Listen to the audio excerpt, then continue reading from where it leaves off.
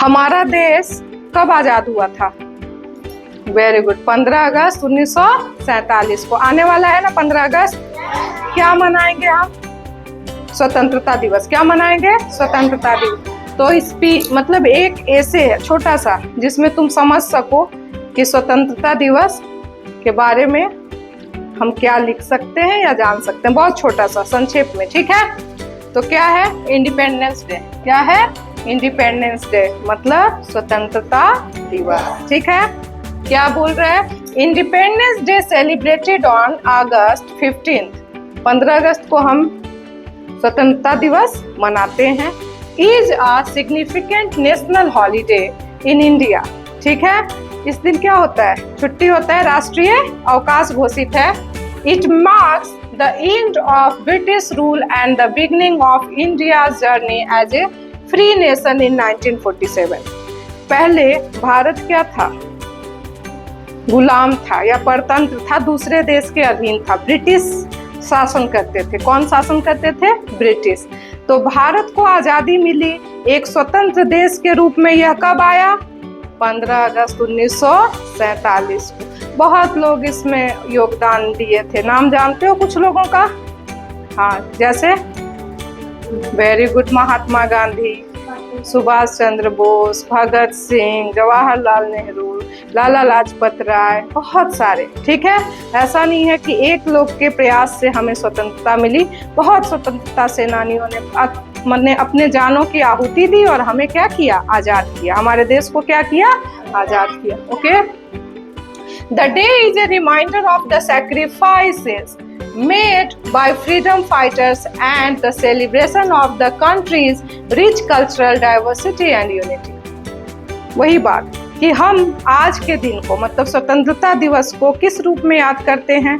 बलिदान दिवस के रूप में, कि उस दिन कई स्वतंत्रता सेनानियों ने अपने जान की आहुति दी थी और हमें आजाद कराया था। और डाइवर्सिटी मतलब अनेकता में एकता का भी यह त्योहार है। ये राष्ट्रीय त्योहार है ना? कौन कौन राष्ट्रीय त्योहार है? हाँ हाँ बोलो, 2 अक्टूबर, ठीक? Very good. 15 अगस्त एंड 26 जनवरी। गुड। तो the main event takes place at the Red Fort in Delhi. जो मेन कार्यक्रम होता है वह लाल किले पर दिल्ली में होता है, ठीक है? दिल्ली में। Where the prime minister host the national flag. हमारे प्रधानमंत्री क्या करते हैं? झंडा फहराते हैं। कहाँ? लाल किले पर, ठीक है? एंड डिलीवर्स ए स्पीच, और देश को संबोधित करते हैं, भाषण देते हैं, ठीक है ना? Flag hosting ceremonies are held across the country in schools, government buildings and other public places.